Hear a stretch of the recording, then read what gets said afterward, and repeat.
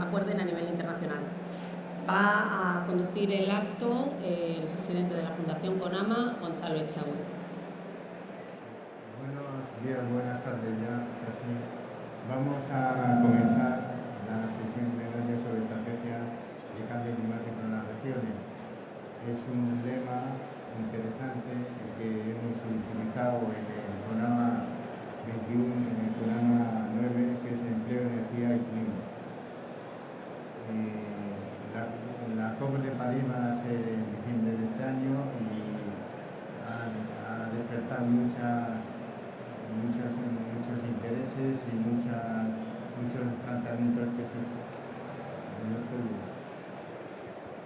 Bueno, comentaba que la COP de París es un buen punto de referencia, probablemente sea un punto y seguido, y que los problemas que hoy en día nos cierne sobre la humanidad no se van a resolver evidentemente, pero será un momento importante de tomar una serie de medidas y consensuadas, y sobre todo que los grandes países más industrializados asuman obligaciones tangibles.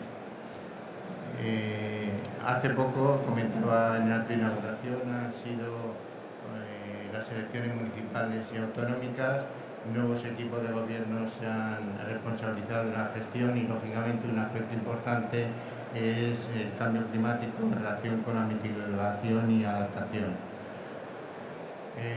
Como siempre, pues vamos mal de tiempo, voy a comenzar a dar la palabra a los ponentes que tengo en la mesa, ¿no? Va a intervenir Mariano González, director de Medio Ambiente de la Comunidad de Madrid; María Diago, directora general de Cambio Climático y Calidad Ambiental de la Generalitat Valenciana; Salvador Samitier, director de la Oficina Catalana de Cambio Climático de la Generalitat de Cataluña; y Miguel Méndez, de la Secretaría General de Medio Ambiente de la Consejería de Medio Ambiente y Ordenación del Territorio de la Junta de Andalucía. Le voy a dar en primer lugar la palabra a Miguel Méndez, que como decía, de la Secretaría General de Medio Ambiente.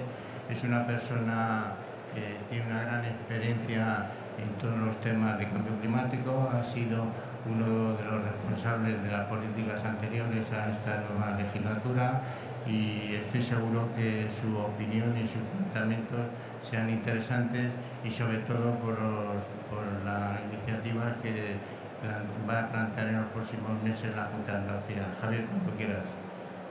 Muchas gracias. ¿Sí? ¿Escuchar esto? Sí. Buenas tardes. Primero, muchas gracias a la organización.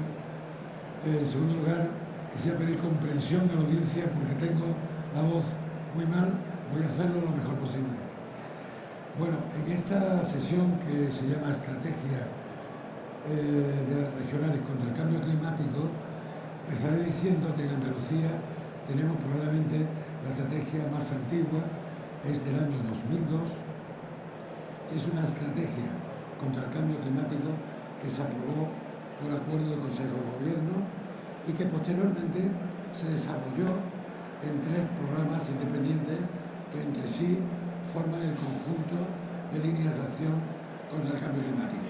Me estoy refiriendo a las líneas, los programas de mitigación, de adaptación al cambio climático y de comunicación. Todos estos programas de desarrollo se aprobaron también por acuerdos de Consejo de Gobierno, pues de los años 2007, 2010 y 2012. Y llegado a este punto, ahora se plantea un salto cualitativo, se plantea el desarrollo de una ley de cambio climático que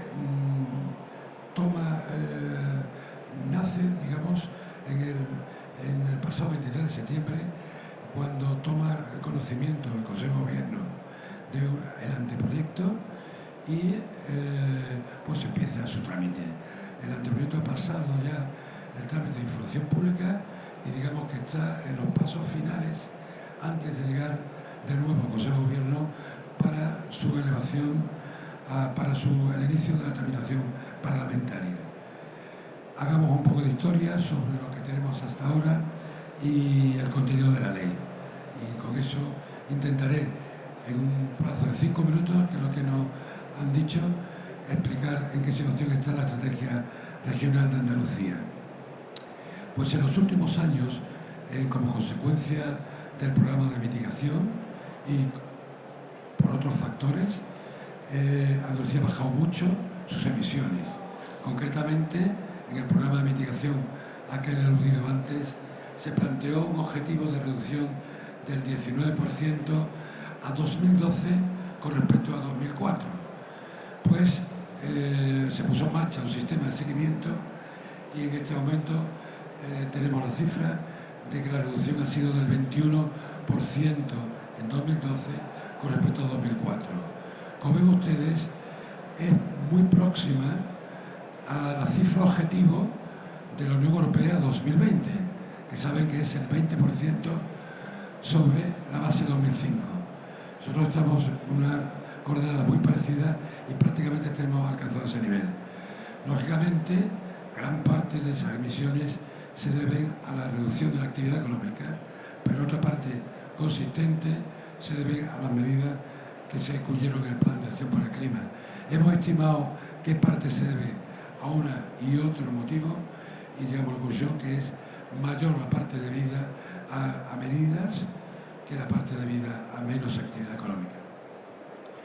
Pues en este momento lo que se plantea en la ley es principalmente, por resumir mucho y dar una imagen clara, es un objetivo concreto en principio a 2020, prorrogable con posterioridad, y por otro lado todo un sistema de integración de las políticas de cambio climático en las políticas sectoriales. Esa es la madre de cordero, porque el cambio climático está en todas partes y no es una política de competencia de una consejería, sino que son todas, los transportes, el turismo, la agricultura, salud, etcétera, las que tienen que impregnarse de esta filosofía y entrar en un sistema coordinado, sujeto a seguimiento y con una base fiable. Pues por ese motivo principal creemos que la ley viene a llenar un vacío legal, porque como saben, las emisiones industriales del régimen de comercio están muy reguladas, mientras que las difusas, que son el objetivo principal de la ley, prácticamente no tienen una regulación que las limite o que permita un seguimiento fiable de su evolución. La ley se estructura en 5 títulos, que es interesante quizá pasar por enumerarlo porque se dan cuenta del contenido, quitando el título preliminar y el título 1, que tratan de aspectos organizativos. El título 2 se refiere exclusivamente a planificación, que es donde hace más hincapié esta ley. El título 3 tiene que ver con la generación del conocimiento.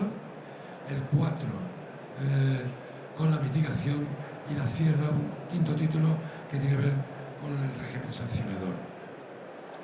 Pues en cuanto a los aspectos organizativos, la ley establece 4 niveles de actuación, desde el inferior al superior. Crea una unidad administrativa, que es una oficina de cambio climático, adscrita a la consejería competente, que servirá de apoyo a las tareas, a las funciones determinadas en la ley, y por encima de ella está la propia consejería competente, con unas tareas concretas que veremos a continuación, y una comisión interdepartamental. La comisión interdepartamental tiene como función principal la coordinación de todas estas políticas sectoriales, como hemos dicho al principio, que cuajarán en el Instrumento General de Planificación. Y por último, el Consejo de Gobierno, que tiene el papel principal, que es aprobar el instrumento de planificación que hemos llamado Plan de Acción por el Clima. Este Plan de Acción por el Clima es de naturaleza reglamentaria, por supuesto está sometido a información pública y con los pasos que ya he mencionado, es decir, elaboración por la Consejería, visado, informado por la Comisión Interdepartamental, adquirirá naturaleza obligatoria mediante un decreto del Consejo de Gobierno cuando sea aprobado por el propio Consejo. Entonces, en este plan, que también se estructura en las áreas de mitigación, adaptación y comunicación, se determinan medidas generales y específicas para cada una de estas áreas.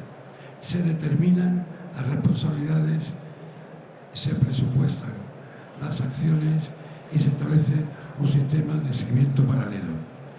Este es un plan que en conjunto pues aunará la actuación de toda la administración hacia un objetivo común y con un sistema de seguimiento común también.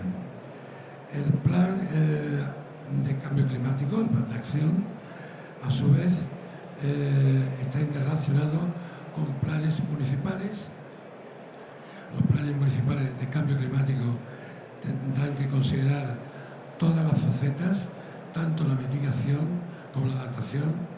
En Andalucía saben ustedes que el pacto de alcaldes ha tenido una gran penetración y hay más de 500 ayuntamientos que están adheridos al plan de mitigación y en este caso con los planes municipales contemplados en la ley tendrá que complementar los planes de acción de energía sostenible, los planes de reducción de emisiones con otros planes en materia de adaptación. Esto será aplicable, será obligatorio cuando se apruebe la ley para los municipios mayores de 50.000 habitantes de población vinculada. Un capítulo importante de la ley son los instrumentos de referencia, que son los que permiten hacer un seguimiento riguroso de las acciones contempladas en la ley y de los resultados que se obtienen. Y ese instrumento de referencia son 4. El primero de ellos es un inventario de emisiones por fuentes y sumideros. El segundo es los escenarios climáticos regionales, que formarán la base común sobre la que se calcularán los impactos de emisiones. El tercero es un sistema estadístico con datos que alimentarán la política de seguimiento. Y por último, en cuarto lugar, el cuarto instrumento de referencia es la red de observatorios de cambio climático. Esta red está basada en centros de investigación que tienen una larga trayectoria, tienen series de datos largas y tenemos experiencia al respecto con algunos de los centros más conocidos que tenemos en Andalucía, como por ejemplo Sierra Nevada y Doñana. Estos centros de observación permitirán llevar a cabo la observación sistemática de los cambios inducidos por el cambio climático, permitirán ensayar políticas de gestión adaptativa y posibilitarán la transferencia a los centros de decisión. Como instrumentos de mitigación específicos, además de las medidas generales que se han comentado que integran el Plan de Acción por el Clima, tenemos un sistema andaluz de compensación, que se construye sobre una experiencia previa que ya data del año 2009, que tenemos en el ámbito voluntario y que en la actualidad está constituida por 50 empresas.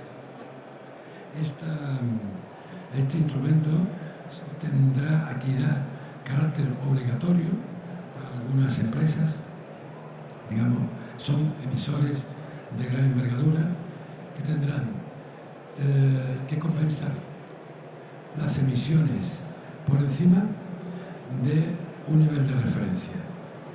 Y esa compensación se hará mediante unidades de absorción, que se generarán con proyectos forestales principalmente. Un sistema de compensación, para terminar, que está basado en proyectos forestales, como digo, pero que también admitirá otros proyectos de conservación de praderas de fauna marinas o de marismas mareales. Son unidades de absorción que se calculan con un sistema estandarizado y que servirán para cumplir las obligaciones que les impone la ley. Por último, otros instrumentos de mitigación adicionales que se contemplan en este anteproyecto pues, es el reconocimiento de la huella de carbono como herramienta para calcular y comunicar las emisiones de productos y servicios con arreglo a la PAS 2050, no hay que confundirla con la huella de carbono de organizaciones, y que podrá ser valorada en los concursos de compra pública.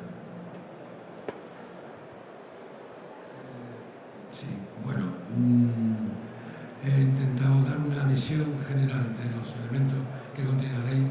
Destaco que como principales, lo que decía al principio, la adquisición de un compromiso en materia de emisiones que se reparte con responsabilidades sectoriales mediante un presupuesto de carbono que está regulada por un instrumento de naturaleza reglamentaria que se aprueba por decreto del Consejo de Gobierno, y por último pues la creación de instrumentos singulares de mitigación como el que acabo de mencionar en último lugar, el sistema de compensación de emisiones. Y nada más, muchas gracias.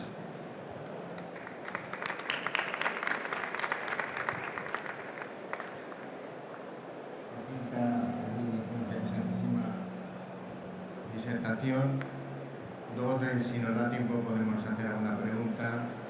Y voy a pasar la palabra a Salvador Samitier, que actualmente dirige la Oficina Catalana de Cambio Climático, es licenciado en Ciencias Químicas, máster en alta función directiva y diplomado en Asuntos Europeos, trabajó en el sector privado, en tareas de I+D, control de calidad y producción hasta que en el año 1992 se incorporó al Departamento de Medio Ambiente de la Generalitat de Cataluña dentro de la Dirección General de Calidad Ambiental, y se especializó en los sistemas voluntarios de gestión ambiental, etiquetaje ecológico y productos de servicio como EMAS y ISO 14001. Tiene la palabra, Salvador. Gracias. ¿Se oye, no? ¿Sí? Buenos días o buenas tardes, no sé ya qué son en estos momentos. Muchas gracias por darnos la oportunidad de estar hoy aquí y explicaros un poco la orientación que en Cataluña estamos siguiendo en materia de cambio climático. Veréis que tiene muchas similitudes con lo que acaba de comentar Miguel en Andalucía, por lo que entiendo que todas las comunidades o los gobiernos regionales nos orientamos de una manera parecida. Básicamente deciros que tal como nosotros lo planteamos, la política, si podemos llamarlo así, de cambio climático en Cataluña se centraría en 4 grandes pilares.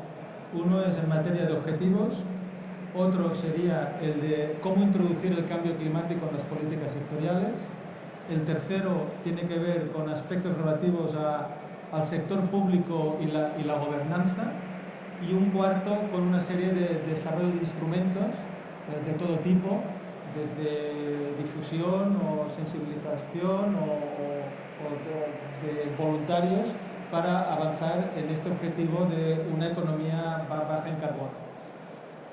Os diré 4 cosas de cada uno de estos 4 grandes paquetes, ¿no? Sobre el tema de objetivos, desde Cataluña siempre hemos trabajado con la idea que es necesario establecer algún tipo de valor, valor numérico sobre dónde queremos llegar. Ya lo hicimos con el Plan Marco de Mitigación 2008-2012 y ahora, de cara al futuro, lo que estamos planteando son unos objetivos exactamente igual como lo realiza la Unión Europea. Un objetivo para el 2020, que sería una reducción de un 25% de las emisiones respecto al 2005, y un objetivo para el 2030 de una reducción de un 40% de las emisiones en relación al año 2005. Son diferentes respecto al del Plan Marco. En este caso ya hablamos de reducciones de las emisiones. En el caso del Plan Marco 8-12 cogimos exactamente el mismo valor que tenía el Estado español, que era un más 15%, que luego fue un más 37%, un más 15% respecto a las emisiones que había en el año 90. Hay que decir que hemos conseguido el objetivo, nos hemos quedado a un 14,8% por encima, es decir, nos ha sobrado incluso un poco respecto al valor del 15%, pero no hay que negar que la crisis económica ha tenido una influencia muy significativa en conseguir este objetivo. De cara al 2020 estamos en buena posición, las emisiones que tenemos ahora, si las mantenemos hasta el 2020, fantástico, cumpliríamos. El problema es cómo mantener este mismo nivel de emisiones que tenemos ahora de aquí al 2020 con una economía mucho mejor, o mejor, dejémoslo así, que la que tenemos en este momento. En materia de adaptación también hemos establecido unos objetivos diferentes. La adaptación no sabemos cuantificarla, no sabemos decir queremos ser un 20% mejor adaptados que en el año 2005. Son objetivos más cualitativos y que dependen mucho del sector en el cual estemos trabajando. En este sentido, hemos aprobado una estrategia de adaptación al cambio climático que lo que intenta es, sector por sector, ir viendo qué aspectos hay que mejorar o qué aspectos hay que incidir para mejorar la adaptación en base a unos modelos climáticos también regionalizados. Para nosotros esto es un aspecto muy importante, el de introducir el clima en las políticas sectoriales. Y lo hacemos sobre todo trabajando con los compañeros de cada uno de los ámbitos en las diferentes planificaciones que se llevan a cabo. Llevamos más de 20 planificaciones en las cuales hemos introducido la variable clima, desde la planificación forestal, la planificación en turismo, la planificación en salud, la planificación energética. Hay que reconocer que en algunos hemos tenido más éxito o estamos más satisfechos que en otros. No todos los sectores tienen el mismo nivel de madurez, pero hemos apreciado desde que se creó la oficina, que se creó en el 2006 hasta ahora, hemos visto una evolución importante y cada vez más. Antes íbamos más nosotros a decirles que tenían que introducirlo, ahora son más ellos los que nos están pidiendo y a veces nos ponen en un aprieto cómo introducir los temas de clima, ya sea mitigación o ya sea adaptación en los diferentes aspectos. En este punto destacar, quizás porque es el que estamos un poco más satisfechos, en el caso de urbanismo hemos desarrollado una calculadora, una metodología que nos permite en las fases previas del diseño de la planificación urbanística estimar las emisiones que aquella planificación va a tener para poder comparar escenarios y que sea un elemento más a la hora de tomar la decisión sobre qué planificación urbanística es mejor y que también sepa qué emisiones va a tener en movilidad, en función de la movilidad, en función del parque residencial, en función de los residuos que se puedan generar, etc. En materia de lo que sería gobernanza o materia dentro de la administración, también disponemos de una comisión interdepartamental para intentar que todos los departamentos que influyen en los temas de clima, que prácticamente son todos, pues intentar poner sobre la mesa los puntos en común y las discrepancias que pueda haber. También es importante la evaluación de las políticas. Aquí también nosotros es una función especial de la oficina, evaluar si aquello que dijimos que íbamos a hacer en todos los departamentos al final se está realizando y si no se está realizando, ¿por qué? Hay un compromiso de ir haciendo evaluaciones periódicas, tanto en adaptación como en mitigación sobre las diferentes políticas. Todas ellas están disponibles en la página web y lo iremos haciendo, lo hicimos del 8 al 12 y lo continuaremos haciendo de cara al 20. Otro aspecto que intentamos incidir es en el ejemplo de la administración pública. Tenemos diferentes programas de mejora del parque público, sobre todo en materia energético, y también en este aspecto en Cataluña el mundo local, las administraciones locales están haciendo un papel muy importante. La introducción de la biomasa a partir de bosques próximos y de propiedad pública está siendo un elemento muy importante en muchos municipios en Cataluña. Otro aspecto que nos descuidamos es la proyección internacional. Creemos que como organismo, lo que llaman en las Naciones Unidas subnacional, tenemos que estar allí y por tanto participamos en diferentes redes de gobiernos regionales, tanto europeas como también a nivel mundial. Y por último, en el caso de los instrumentos, destacar básicamente tres. Uno en el campo de la difusión, y la sensibilización. Cada 5 años, en este aspecto, contamos con que hay muchos organismos de investigación en Cataluña que inciden en el cambio climático en diferentes ámbitos.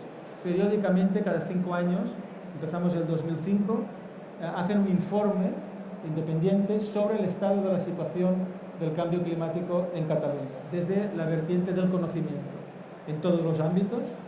Hicimos el primero en el 2005, otro en el 2010, y el siguiente, no vamos a cumplir 5 años, será publicado en el 2016. Esperamos que sea antes de Sant Jordi y sea una gran novedad editorial para ese año. Y luego 2 instrumentos voluntarios, uno que ya ya tiene sus años, en el 2010, un programa de acuerdos voluntarios donde las organizaciones se pueden inscribir con un compromiso de inventariar, antes también Andalucía lo ha citado, inventariar y un compromiso de reducir. Empezamos el 2010, hay más de 130 organizaciones de todo tipo, aunque va especialmente dirigida a las pymes, en este momento adheridas, y muy recientemente, tan recientemente como que es de julio de este año, el gobierno decidió poner en marcha un programa de compensaciones, de manera que aquellas organizaciones que quieran compensar con proyectos que se ejecuten en Cataluña lo pueden hacer. Serán proyectos, en principio no está previsto el tema silvícola, no vamos a entrar en el silvícola, sino proyectos de reducción que lleven a cabo organizaciones con objeto de tipo social, para ayudarles pues, a mejorar energéticamente, a ser más eficientes y reducir las emisiones. En un tema privado-privado, lo que hace la administración es velar que los proyectos reduzcan y que realmente luego haya compradores de esos créditos. La idea es que en octubre, entre finales de octubre y noviembre, hacer una jornada de lanzamiento del programa. Ahora está aprobado oficialmente, pero en octubre y noviembre un lanzamiento. Y ya para terminar, solamente también decirles que el Gobierno de Cataluña, fruto de esta experiencia de muchos años, también decidió empezar con aprobar una ley sobre cambio climático que abordara todos estos aspectos. He de decirles que el trabajo por parte de la oficina está hecho, el proyecto está terminado, está encima del Gobierno, pero las elecciones han ido como han ido y por tanto está en la mesa del próximo Gobierno y esperemos que pueda seguir con el trámite parlamentario en la próxima legislatura. Muchas gracias.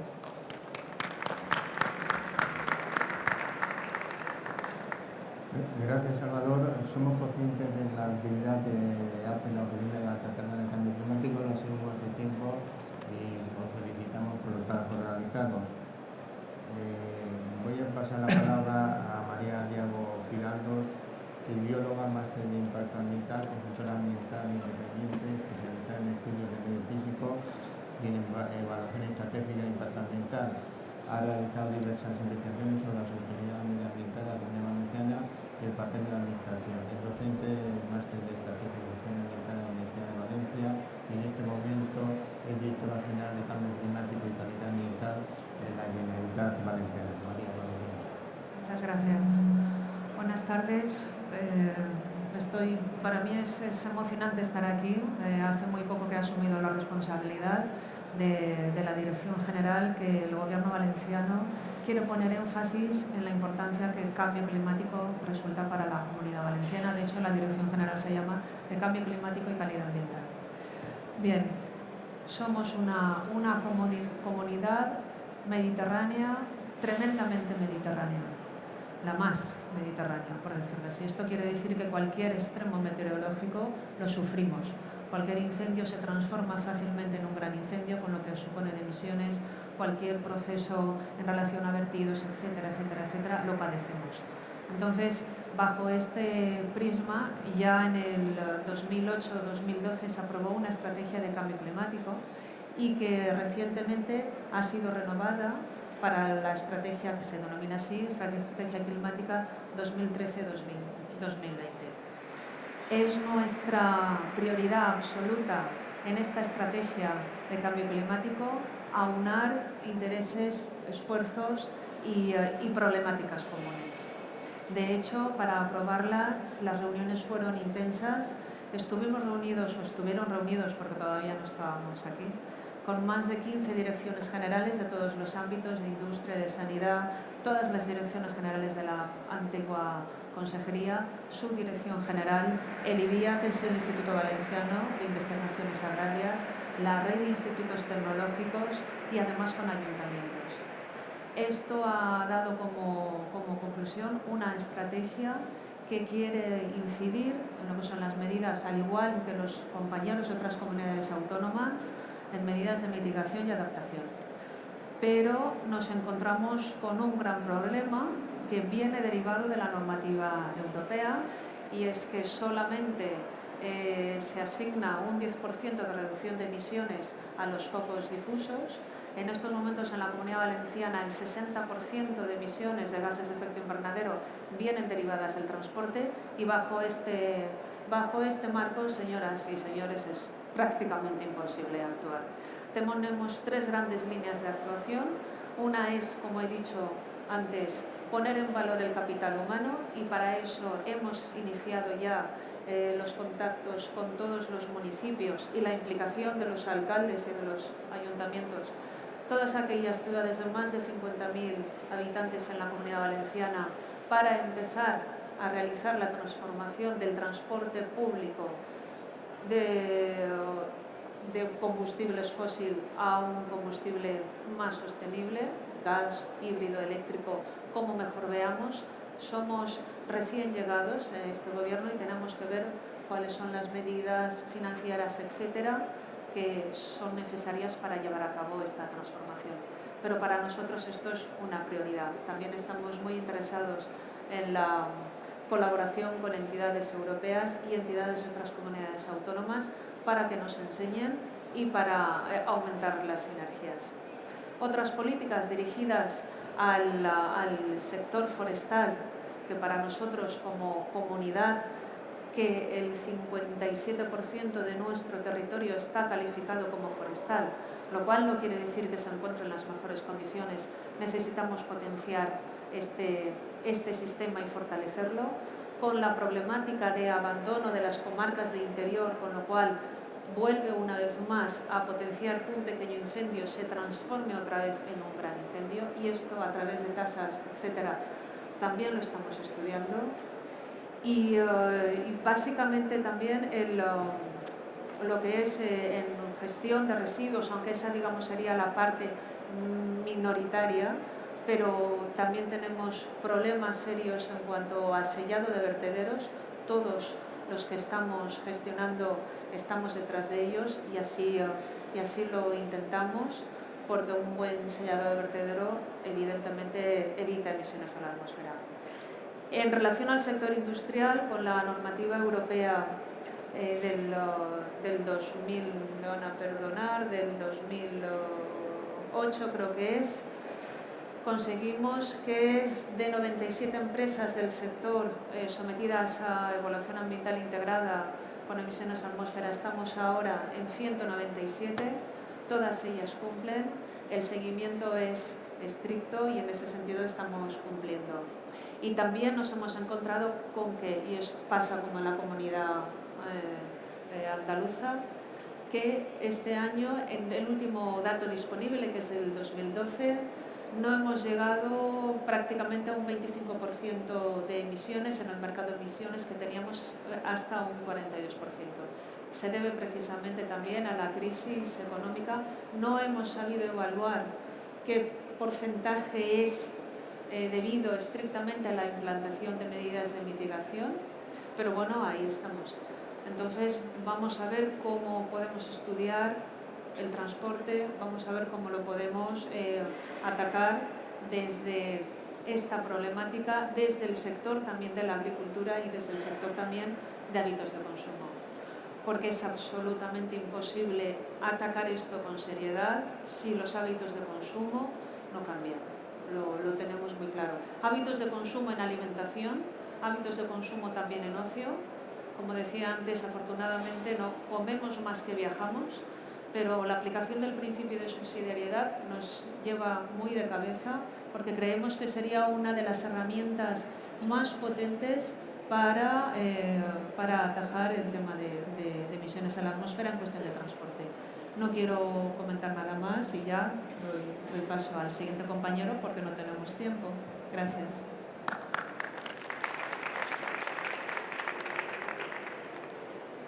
María, mucho ánimo en tu nuevo cargo. Seguro que lo haremos muy bien. Y comentaba en la inauguración que es el momento también de lanzarse hacia políticas más sostenibles, y en el plantel que tenemos esta tarde ya que estamos hablando creo que es una buena muestra del gran reto que tenemos delante, un reto importante. Y yo siempre he comentado y he dicho que el gran patrimonio que tiene medio ambiente son los técnicos, los gestores responsables, que muchas veces en situaciones complejas desde el punto de vista presupuestaria, de falta de personal, de convencer a responsables de otros departamentos que las políticas ambientales y de lucha contra el cambio climático es de interés. Yo sé que y en ese campo y en ese anhelo estamos siempre en la Fundación CONAMA. Y por último, pasamos la palabra a Mariano González, que es licenciado en Derecho y técnico superior de la Administración General del Estado. Desde 1996 ha ocupado diversos puestos de responsabilidad en materia ambiental en los 3 niveles de la Administración. En la Administración General del Estado, que fue estuvo asesor con la primera ministra de Medio Ambiente, Isabel Tocino, en la Consejería de Medio Ambiente y Ordenación del Territorio de la Comunidad de Madrid, en la Concejalía de Medio Ambiente del Ayuntamiento de Madrid. Actualmente es director general de Medio Ambiente de la Comunidad de Madrid y por su responsabilidad lleva casi media consejería, ¿no? Gracias. Gracias, Gonzalo. Buenas tardes a todos. Sí, efectivamente, esto de los recortes y la crisis lleva en ocasiones a concentrar todas las competencias en un único centro directivo, y así sucede ahora mismo que me toca llevar todo lo que se conoce como medio ambiente, que va pues desde los espacios naturales a cuestiones como la que vamos a ver aquí, el cambio climático. Por ser muy breve, porque soy el último, entiendo que querrán hacer una pregunta, y sobre todo porque, como ha comentado Salvador, pues las estrategias en general coinciden desde el punto de vista de la metodología y de las líneas estratégicas que tenemos que abordar. La singularidad probablemente de la Comunidad de Madrid, y muchos de ustedes lo conocen, es que es un territorio pequeño, apenas 8.000 kilómetros cuadrados, con casi 7 millones de personas, con más del 50% del territorio protegido, con no demasiada actividad industrial, sin perjuicio de que las 500 más grandes empresas del país tengan su domicilio social allí, pero a efectos de cambio climático apenas llegan a las 30 empresas que están en el régimen de control por parte de la Administración. Y nuestro verdadero problema, tampoco tenemos una actividad agrícola importante, apenas llega al 1% del PIB regional. Nuestro verdadero problema para abordar políticas de mitigación y también de adaptación es el sector del transporte, como es fácil intuir. El sector del transporte, con un parque móvil de más de 4 millones de vehículos, con el aeropuerto de Barajas, que a veces pasa desapercibido, pero es la mayor industria del país probablemente, en términos de contribución económica y también en términos de empleo, y obviamente eso, que son impactos muy positivos, también genera impactos negativos, como son las emisiones derivadas de su actividad. No me refiero tanto a su uso lado aire, sino lado tierra, por la intensidad que tiene de flujo de viajeros. Dicho esto, y por poner alguna nota un poco diferente a lo que han comentado el resto de mis compañeros, hace 2 años en Madrid se declaró el Parque Nacional de la Sierra de Guadarrama, que se incorpora a la red de parques nacionales, ese club selecto de espacios naturales protegidos, que en Andalucía tenemos 2, fantásticos, Sierra Nevada y Doñana, y se incorpora el Parque Nacional de la Sierra de Guadarrama. Desde el punto de vista de cambio climático es muy singular este parque. Creemos que realmente es un observatorio del cambio global que se está produciendo, porque solo hay que identificar cómo evolucionan determinadas especies. La ranita de San Antonio es una especie que no había colonizado para nada ese tipo de hábitat, ahora mismo está presente prácticamente en toda la sierra, y eso es bastante llamativo. Los lepidópteros, que estaban a determinadas cotas han subido, de acuerdo con las investigaciones que hemos realizado, en torno a 130-140 metros de altura de las cotas ordinarias. Eso es un indicador de que algo está pasando para aquellos que todavía son escépticos. Con la vegetación sucede lo mismo. Por lo tanto, ahí, en la línea que comentaba Salvador, más allá de las políticas de mitigación que tienen que ir dirigidas a cambios modales de transporte, en Madrid tenemos un transporte, yo creo que reconocido a nivel nacional e internacional, con más de 300 kilómetros de metro. Luego era un comentario sobre esta cuestión. Creo que tenemos que incorporar a las políticas, cosa que no se hizo hace muchos años, las políticas de adaptación y, por supuesto, las políticas de comunicación y de investigación. En ese sentido, yo creo que el Parque Nacional es un referente, debe serlo, de ese cambio global, de ese digamos, observatorio y laboratorio, y queremos potenciar mucho esa labor de investigación y, sobre todo, con grupos de macroinvertebrados y anfibios, que son poblaciones de referencia a nivel mundial, ¿no? y que además están en claro retroceso. Un apunte solo en relación al tema del transporte. Estamos haciendo, y eso sí que probablemente sea un poco pionero, más ahora que estamos hablando de algunos aspectos controvertidos, ¿no? De trucajes en las emisiones de algunas compañías, que hemos visto todos en prensa. La Comunidad de Madrid sacó unas líneas de incentivos para cambios modales en sectores estratégicos por su contribución a las emisiones. En concreto, el sector del taxi en Madrid, con más de 16.000 vehículos, contribuye de una manera absolutamente decisiva a emisiones de CO2, pero también a emisiones de óxidos de nitrógeno, que a nivel local en la inmediatez nos preocupan más por los efectos sobre la salud. Y también el sector del transporte de mercancías hasta 3.500 kilos, el transporte de vehículos comerciales ligeros con distintas actividades económicas. Y ahí hemos sacado dos líneas de subvenciones muy interesantes, ya digo que pioneras, hasta donde yo sé, a nivel nacional y creo que también a nivel europeo, y no sé si a nivel mundial, porque compatibilizamos CO2 con óxidos de nitrógeno. Y eso hace que esa matriz sea muy interesante, porque matamos, perdonad la expresión, dos pájaros de un tiro. Contribuimos a reducir emisiones de CO2, pero también a las emisiones locales que nos preocupan, como decía, los óxidos de nitrógeno.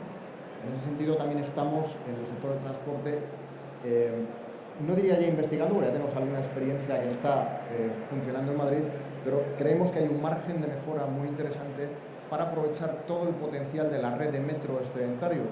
Saben ustedes que el metro se mueve con energía eléctrica y que hay unos excedentes que se podrían aprovechar para subirlos a la superficie y convertir esa energía, que en ocasiones se pierde, en metrolineras. Ya tenemos alguna experiencia, tenemos algún problema puntual, como sucede siempre, que es al final, cuando lo sacas a la superficie, tienes que ocupar de manera público y eso supone ocupar espacios y hay que coordinarlo con los ayuntamientos, pero creo que hay un potencial enorme de aprovechamiento de esa energía cinética del frenado, sobre todo aprovechando las estaciones de metro que tienen pendiente para utilizar esa energía eléctrica. Aparte de otras cuestiones vinculadas a eficiencia energética en edificio, que aquí en edificios que se han comentado, diré que también tenemos un plan acogido a las ayudas del Ministerio de Medio Ambiente para compra de las emisiones ahorradas, para sustituir la flota oficial de vehículos de la Comunidad de Madrid y de los principales ayuntamientos de la región. Porque no lo he dicho, pero claro, Madrid es la cuarta, quinta gran conurbación de Europa. A pesar de que todo el mundo piensa que son las 4 torres y edificios, también tenemos, como decía la directora de Valencia, un gran patrimonio natural, no siempre suficientemente conocido y valorado, pero evidentemente las administraciones debemos dar ejemplo, y en ese sentido tenemos un grupo con los principales ayuntamientos que tienen la obligación de hacer planes de calidad del aire que incorporan también medidas de mitigación para que las flotas públicas sean flotas más sostenibles de lo que han sido hasta ahora. Lo dejo ahí, si tienen alguna pregunta, encantado de responder. Gracias.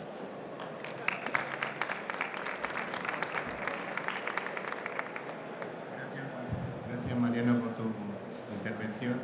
Ahora, en 10 minutos que tenemos hasta terminar la mesa, podemos hacer alguna pregunta. Si entre el locutorio hay alguien que quiera hacer una pregunta a algún ponente o a los ponentes que consideren oportuno, estamos a vuestra disposición.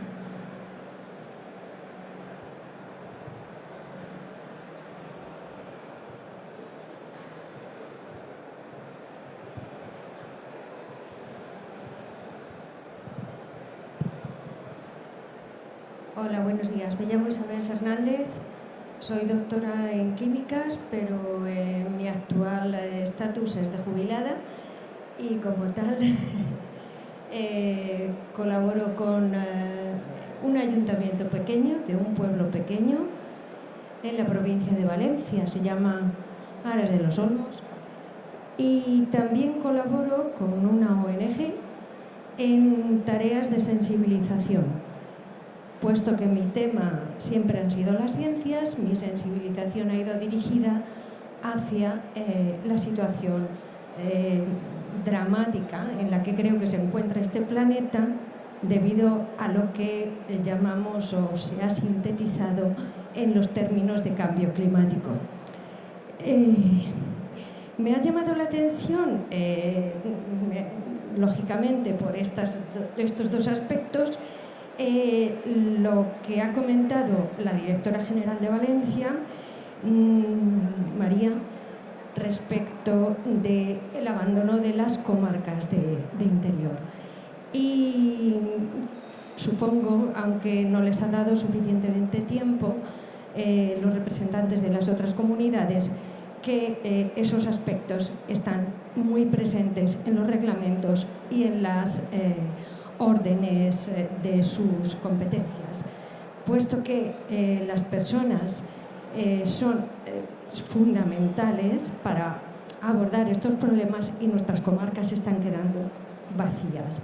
Pero claro, esto necesita de una inversión especial, de ser sensible las administraciones a estos problemas, de que los recojan en sus decretos o legislaciones, que nuestro foco de fotosíntesis, de cambio de ese CO2 que tanto nos perjudica a oxígeno, lo dan nuestras áreas forestales y nuestros cultivos. Y eso es un gran problema. Respecto de esas políticas mitigacionales, no sé si elijo bien la palabra, creo que es ese aspecto el que ha de ser tan importante como los demás de control de las emisiones por parte del sector transporte, que tanto les preocupa a ustedes. Y respecto a la otra área que es que a mí me preocupa, que es la sensibilización, me ha gustado oír estas palabras, difusión y sensibilización, pero no estábamos entendiendo lo mismo. Si hemos de producir un cambio en los hábitos de consumo, de alimentación, de vida en general, hemos de educar a la gente, hemos de educar a nuestros ciudadanos y a nuestros futuros ciudadanos. Y en esas políticas de prevención y de mitigación tiene que haber un enfoque específico sobre el área de educación de nuestros ciudadanos y de nuestros futuros ciudadanos. Yo una idea que siempre doy en los foros donde allí me puedo expresar es, del mismo modo que en la televisión, aquella serie de urgencias y esas series sobre los médicos han generado tantísimas vocaciones de médicos y de enfermeras en nuestra sociedad, podrían también llevarse a cabo esos sistemas de hacer series, divulgación en la televisión, que cada vez sean más educados nuestros ciudadanos y además nazcan nuevas vocaciones por resolver este problema que, digo, estamos en una situación de alarmancia, de alarmante en el planeta, muy alarmante.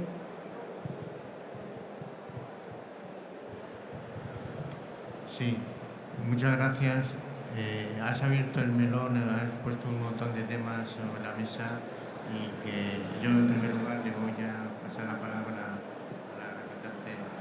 ¿Quieres? Sí, yo creo que va a ser mejor y luego contestamos porque si no, no va a dar tiempo. Sí, buenas tardes. Mi nombre es Pedro Rubio y trabajo en un proyecto relacionado con movilidad en grandes ciudades.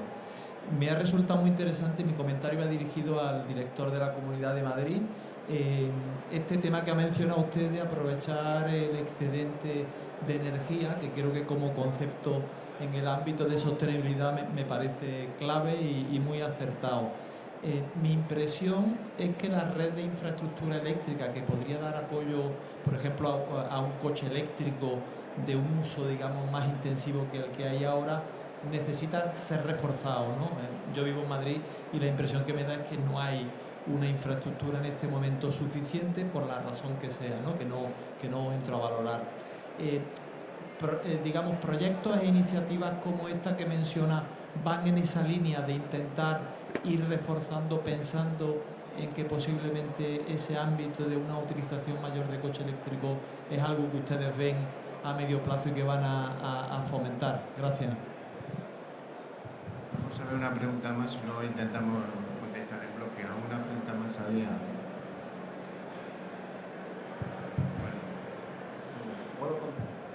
Bueno, no sé quién contesta primero. Sí, efectivamente. A ver, al margen de la capacidad del sistema para...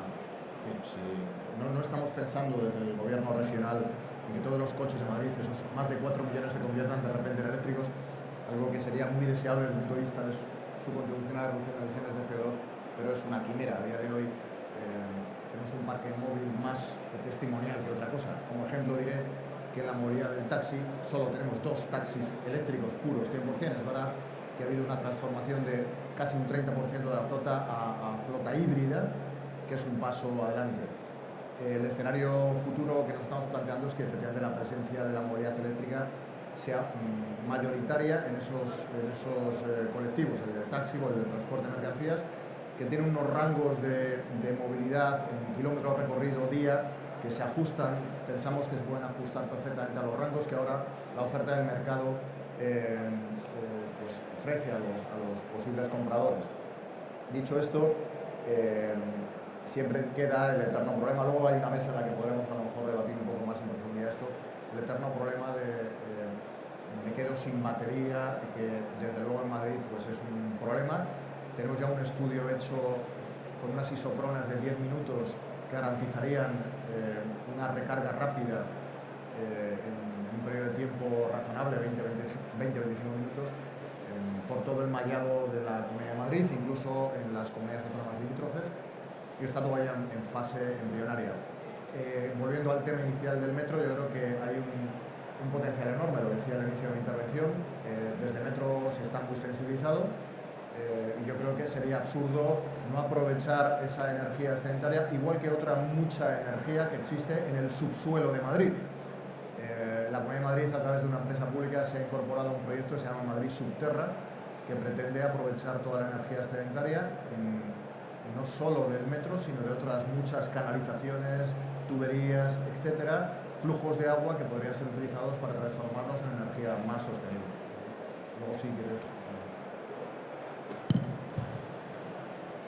Sí, María. ¿Se me oye? Sí, sí que se me oye. Pues la verdad es que me alegra tener aquí a alguien de Aras de los Olmos, una comarca que conozco muy bien y me unen vínculos emocionales.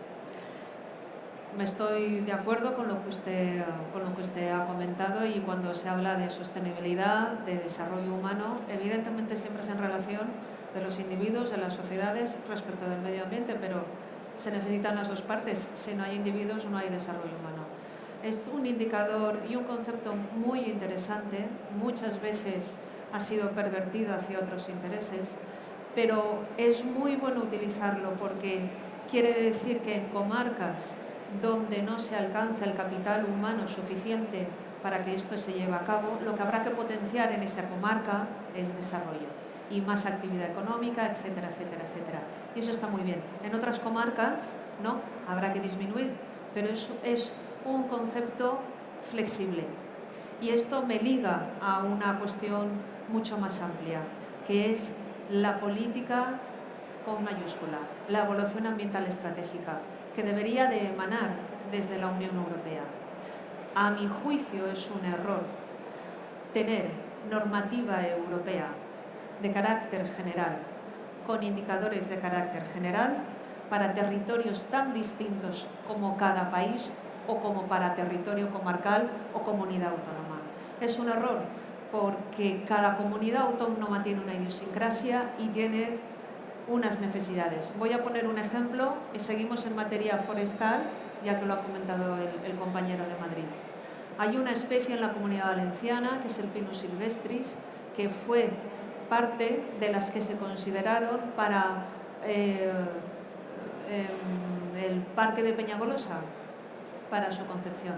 Esta especie botánica de Pinus silvestris actúa de forma completamente distinta bajo clima atlántico, y en Andalucía tenemos un ejemplo muy bueno, que bajo clima mediterráneo.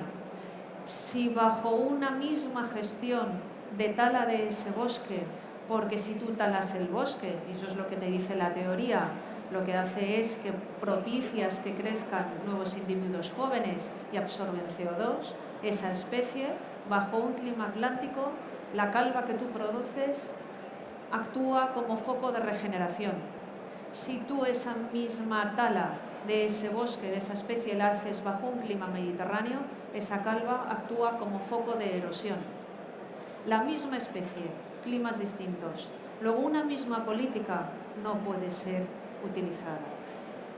La evaluación ambiental estratégica debería de tener como política con mayúsculas muchísimas más partidas presupuestarias que vienen desde Europa, adecuadas a los territorios y que además fueran realmente de carácter transversal.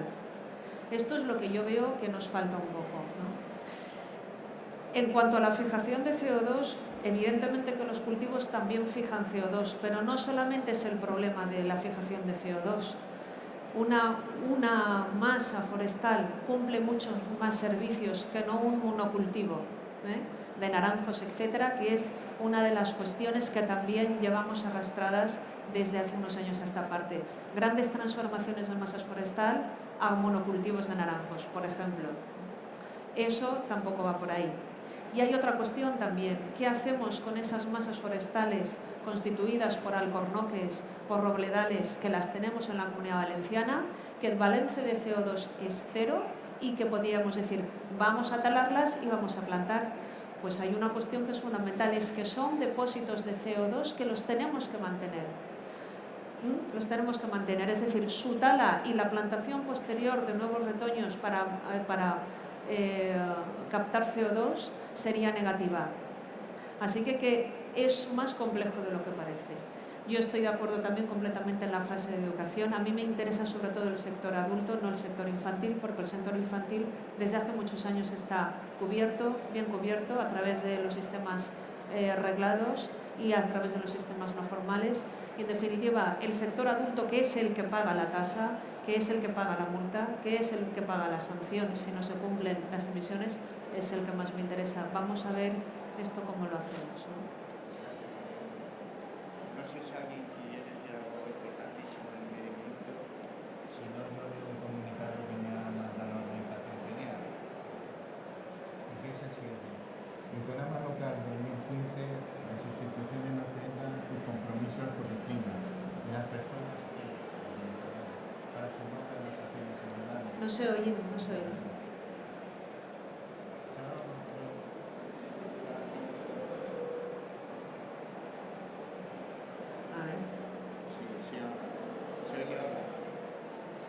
Estaba comentando que en el Conama Local 2015 las instituciones nos presentan sus compromisos con el clima, y entonces la pregunta que nos podemos hacer, y las personas que, para sumar a las acciones individuales.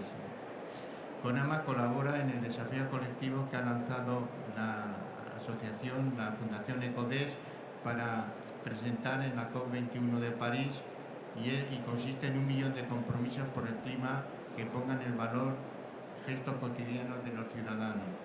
Desde aquí os animamos a sumar vuestros compromisos en la web 1millonporelclima.es o a través de las tarjetas que hay disponible en el stand de la Fundación Conama. Muchas gracias. Bueno, muchas gracias a los ponentes, a todos ustedes, y seguimos por la tarde. Hasta luego.